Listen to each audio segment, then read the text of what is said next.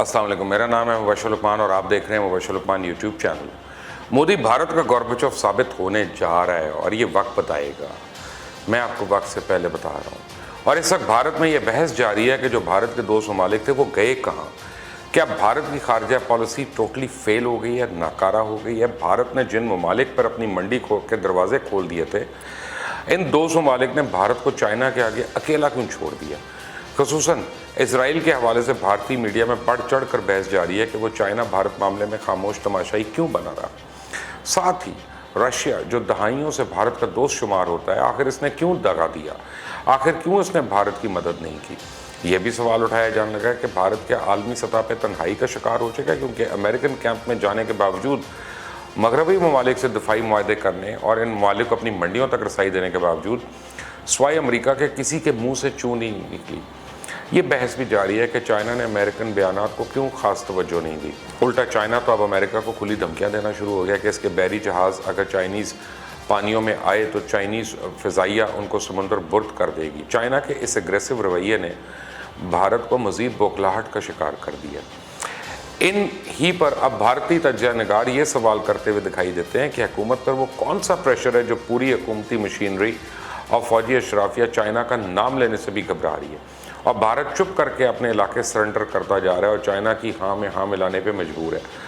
कुछ का तो ख्याल में चाइना बड़ा मुल्क है, बड़ी ताकत है, इसलिए इससे दुश्मनी नहीं दोस्ती होनी चाहिए, और हुकूमत को ये मशवरा देते दिखाई देते हैं कि भारत को अमेरिकन कैंप से निकल जाना चाहिए। भारत में किसी को भी ये समझ नहीं आ रही कि चाइना की अगली मूव है क्या, क्योंकि इस चीज़ का तो सबको इदराक हो चुका है। चाइना इस दफ़ा भारत को बड़ा सबक सिखाना चाहता है। साथ ही अभी भी भारत का ये डर ख़त्म नहीं हुआ कि चाइना गुलवान में तो 1.5 किलोमीटर पीछे हट गया, मगर वो पेंगोंग, डिस्पेंग और अरुणाचल प्रदेश में आगे बढ़ रहा है। साथ ही बहुत से भारतीय तज्ज़ियाकार अब ये कहने पे मजबूर हैं कि चाइना एक जानिब तो मुज़ाकरात का खेल खेल रहा है, दूसरी जानिब इसकी फ़ौज टस से मस नहीं हो रही, यानी वो जहाँ खड़े थे वहीं पर है। साथ ही चाइना भारतीय फ़ौजों की पिटाई की तस्वीर और वीडियोज़ वक्फे वक्त से जारी कर रहा है, और इससे भारतीय फ़ौज को शदीद दबाव का और प्रेशर का सामना है। एक जानिब तो चाइनीज़ एम्बेसडर सब अच्छा का बयान देता है, और दूसरी जानिब चाइनीज़ हुकूमत का माउथ पीस ग्लोबल टाइम्स रोज़ाना भारत को ललकारता है, रोज़ कोई ना कोई भारत को नीचा दिखाने वाली बात या रिपोर्ट शाये कर देता है, जो दुनिया भर में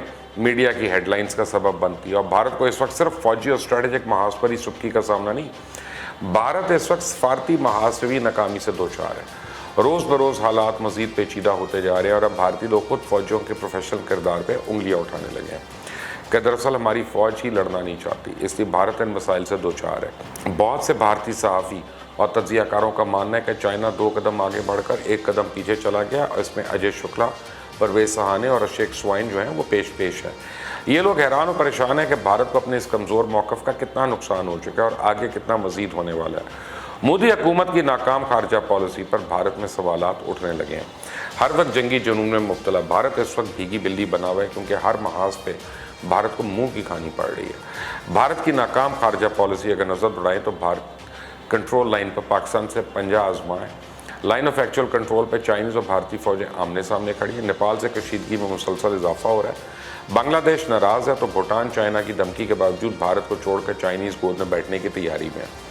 सोने पे सुहागा, भारत अफगान मुज़ाकरात की मेज़ से अब बेदखल हो गया। इस पर टाइम्स ऑफ इंडिया ने कहा कि पाकिस्तान ने कोनी मार के हिंदुस्तान को पूरे अफगान अमल से बाहर निकाल दिया।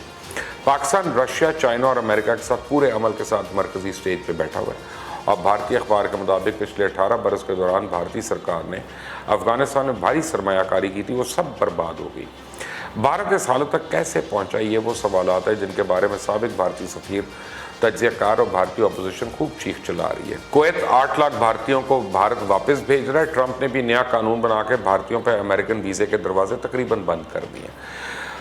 और ये वो नाकाम खारजा पॉलिसी थी जिसने लद्दाख में मोदी जैसे फाशिस्ट को ये कहने पे मजबूर किया कि तोसी पसंदी का दौर गुजर चुका है। चाइना ने तो जो करना है कर रहा है, और दूसरी जानिब पाकिस्तान भी भारत को सफारती सतह पर अब टफ टाइम दे रहा है। एक ऐसे वक्त में जब भारत मुआशी और फौजी लिहाज से हर तरह फंसा हुआ है, पाकिस्तान ने अक़वाम मुत्तहिदा में इंसदाद एक दहशतगर्दी की कॉन्फ्रेंस में भारत की रियासती दहशतगर्दी को टारगेट करते हुए इसे बेनकाब किया, और इस बात की भारत को इतनी मिर्चें लगी हुई हैं कि जो हर वे कभी भारत को दबाने के लिए इस्तेमाल करता था, अब वही काम पाकिस्तान कर रहा है। पाकिस्तानी मंदूब मुनीर अकरम की तकरीर पर भारतीय सफ़ीर वावेला मचाते नजर आए और सफारती आदाब भुलाकर پاکستان کے خلاف ہزا صدائی کرتے دکھائی دیے اور پاکستان کی جانب سے بین الاقوامی فورمز پہ دہشت گردی کے حوالے سے بھارت کے مظلوم کردار کو بے نقاب کیا جانا ایک اہم سفارتی پیش رفت قرار دیا جا رہا ہے۔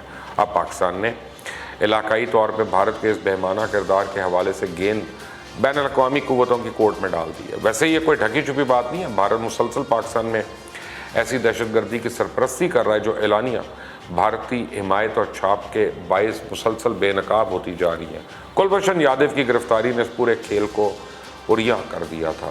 رپورٹس تو یہ بتاتی ہیں کہ بھارت کو پاکستان کا ابھرتا ہوا علاقائی کردار اب ہضم نہیں ہو رہا، خصوصاً افغانستان میں امن کا جو عمل ہے اس کے حوالے سے پیش رفت اور اسے پاکستان کے مثبت کردار نے اسے آگ لگا کے رکھی اور سمجھتا ہے کہ ہمسایہ ممالک کو عدم استحکام سے دوچار کرنے کے لیے افغان سرزمین اب اس کے مذموم ایجنڈا کے لیے میسر نہیں ہوگی۔ اور یہ پہلی بار ہوا ہے کہ پاکستان نے کراچی اسٹاک ایکسچینج پہ حملے کے بعد مصلحتاً خاموشی اختیار کرنے کے بجائے دنیا کو جھنجھوڑا کہ بھارت کو ہمسایہ ممالک میں ناپاک اور بھیانک کھیل کھیلنے سے باز رکھا جائے۔ پاکستان کی یہ کوششیں بروقت نہیں ہیں اور اس مقصد کے لیے فورم کا انتخاب بھی نہایت مناسب ہے۔ پاکستان کی جانب سے پیش کیے جانے والے بھرپور اور مؤثر کیس کی افادیت کا اندازہ اس سے لگائیں کہ خود بھارتی سفیر تاب نہیں لا سکے اور اقوام متحدہ کے ہی فورم پہ چیخ و پکار کرنے پہ مجبور ہو گئے۔ اب دوسری طرف پرائم منسٹر عمران خان نے بیجنگ کو یہ یقین دہانی کرائی ہے کہ اسلام آباد سی پیک راہداری کو ہر قیمت مکمل کرے گا اور ساتھ بھارت کا پاکستان کو معاشی طور پہ نقصان پہنچانے کا پلان بھی اب فلاپ ہو رہا ہے۔ FATF یا IMF پاکستان ہر معاشی محاذ پہ بھارت کو اب چنے چبوا رہا ہے۔ حقیقت یہ ہے کہ بھارت کو لداخ میں ذلت اور رسوائی کا سامنا ہے۔ چائنا نے کئی متنازع علاقوں پہ قبضہ کر کے بھارت کی مٹی پلید کر دی ہے اور بھارتی دفاعی تجزیہ کار اپنی فوج کے پڑنے والی مار کا اعتراف کرنے پہ مجبور ہیں۔ اب بھارت کے بدحواس اینکر امریکہ سے جدید اور مہنگا ترین F-35 خریدنے کے بھی دعوے دار ہیں۔ F-35 کے پائلٹ ہیلمٹ کی قیمت جو ہے وہ صرف $4 لاکھ ہے۔ اب رافیل اور F-35 سے بھی زیادہ جدتوں کے حامل فائٹرز اور بمبار لے آئیں، اڑانے والے تو ابھی نندنی ہے نا۔ اور اس وقت بھارت کو ایک اور طرح کے حملے کا سامنا ہے۔ بھارتی IT کی وزارت نے چائنا، شمالی کوریا اور پاکستان کے خلاف حساس اداروں پہ سائبر اٹیک کا الزام لگاتے ہوئے کہا کہ چائنا کے ہیکرز نے ٹریڈ سیکرٹ اڑا لیے تو شمالی کوریا نے ٹریڈ کے ساتھ دفاعی راز بھی چوری کر لیے اور پاکستانی ہیکرز نے IT ڈیفنس سسٹم پہ دھاوا بولا اور کنٹرول لے لیا۔